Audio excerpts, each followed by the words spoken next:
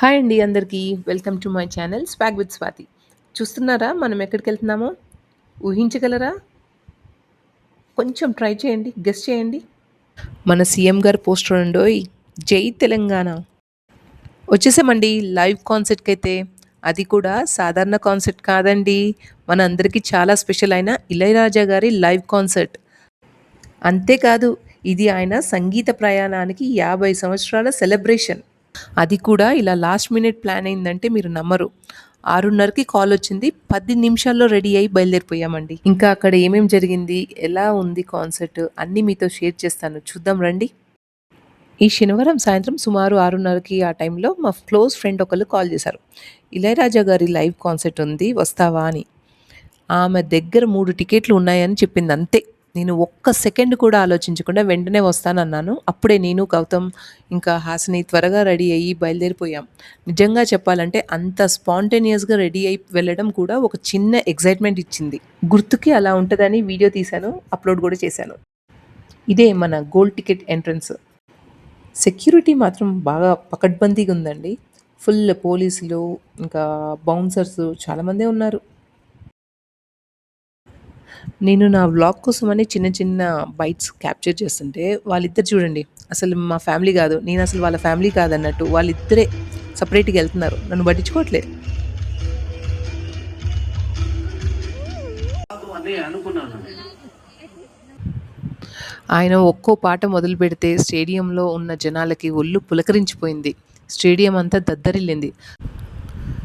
ఆయన ఒక్కో పాట 'హలో గురు ప్రేమ కోసమే' అనగానే క్రౌడ్ మొత్తం లేచి ఎంజాయ్ చేసింది. 'జాబిల్లి కోసం' వచ్చినప్పుడు ఒక పీస్‌ఫుల్ అంతా లైట్ అయిపోయింది. 'ఇందువదన కుందరదన' వచ్చేసరికి నాస్టాలజియా ఫుల్ స్వింగ్‌లోకి వెళ్ళిపోయింది.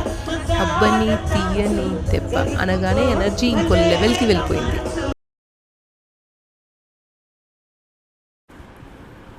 ఒక పక్క వేలాది మంది ఒకేసారి కూర్చొని మ్యూజిక్ ఎంజాయ్ చేయడం చూడడం చాలా ఆనందంగా అనిపించింది. ఈ రోజుల్లో చాలామంది ఏసీ మాల్స్, కంఫర్ట్స్కి అలవాటు పడిపోయారు. కానీ ఇంతమంది ఇలా లైవ్ మ్యూజిక్ కోసం రావడం చూస్తే నిజంగా గొప్పగా అనిపించింది.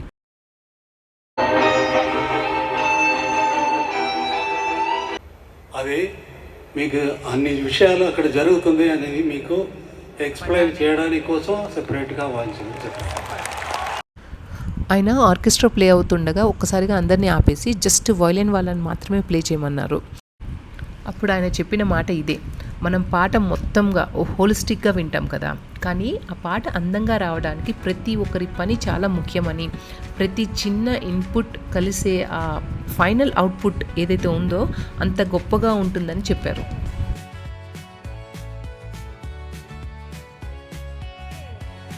తను ఇంకొక చిన్న ఎక్స్పీరియన్స్ కూడా షేర్ చేశారండి. ఏంటంటే తనకి ఎప్పుడో హెల్త్ బాగాలేదట, గొంతంతా పోయి హాస్పిటలైజ్ అయ్యారట.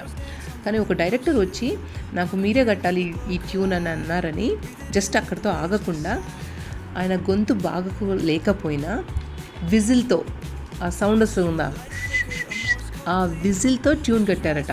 నాకు అది విన్నాక మైండ్ బ్లాక్ అయిపోయింది. ఎవరికి ఉంటుందండి ఆ డెడికేషన్? అదే కదా, కష్టపడితే మనుషులు ఋషులు అవుతారంటే ఇదేనేమో. ఆయన స్టేజ్ మీద నిలబడి మొత్తం టైము ఆర్కెస్ట్రాను గైడ్ చేస్తూ, ఎక్కడ తప్పు అయితే వెంటనే కరెక్ట్ చేస్తూ, బాగా ప్లే చేసిన వాళ్ళను వెంటనే ప్రశంసిస్తూ ఒక గురువుగారు లాగా, ఒక మాస్టర్ లాగా కనిపించారు. ఈ వయసులో కూడా ఆయన ఎనర్జీ చూసి నిజంగా మైండ్ బ్లాక్ అయిపోయింది. మనలో చాలామంది అర్ధగంట కూడా నిలబడలేము, కానీ ఆయన మాత్రం అంత టైము నిలబడి పని చేయడం చాలా ఇన్స్పైరింగ్గా అనిపించింది. అక్కడికి చాలామంది సెలబ్రిటీస్ కూడా వచ్చారండి. సుకుమార్ గారు, డైరెక్టర్ గారు వచ్చారు వాళ్ళ ఫ్యామిలీతో. శ్రీవాణి గారు వచ్చారు. రఘురామకృష్ణంరాజు గారు కూడా వచ్చారు వాళ్ళ ఫ్యామిలీతో. మన తెలుగు ఆడియన్స్కి అభిమానం ఏ రేంజ్లో ఉంటుందో తెలుసు కదా. చిరంజీవి గారి సాంగ్ వచ్చినప్పుడు చూడాలండి, స్టేడియం అంతా దద్దరెళ్ళిపోయింది.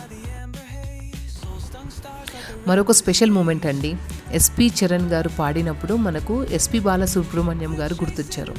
ఆయన వాయిస్ వినగానే నిజంగానే ఆయన తండ్రి వచ్చి పాడినట్లు అనిపించిందండి.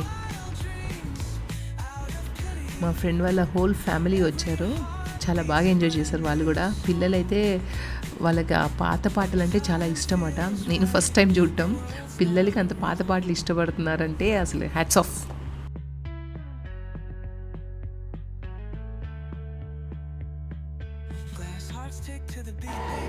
పలపం బట్టి పాము ముళ్ళు అఘాయిగే అని రాసారా?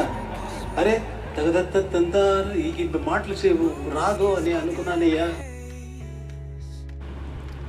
ఈ ఎక్స్పీరియన్స్ అయితే నాకు ఒక విషయం నేర్పిందండి. ఇలాంటి లైవ్ ఎక్స్పీరియన్సెస్ మనం తప్పకుండా అనుభవించాలి. కేవలం ఫోన్లో, టీవీలో వినడం కాదు, లైవ్లో మ్యూజిక్ అనుభవించడం వేరే లెవెల్ ఫీలింగ్ అసలు. ఈ కాన్సర్ట్ అయితే నాకు లైఫ్ టైం మెమరీ ఇచ్చిందండి. సో ఇంకంతేనండి, మళ్ళీ నెక్స్ట్ వ్లాగ్లో కలుద్దాం. Please like, share and subscribe to my channel swag with Swathi. మీరు మీ ఫ్రెండ్స్, మీ ఫ్యామిలీ మెంబర్స్, పక్కింటోళ్ళు, ఎదురింటోళ్ళు అందరి చేత సబ్స్క్రైబ్ చేయించండి. Okay, bye, see you again.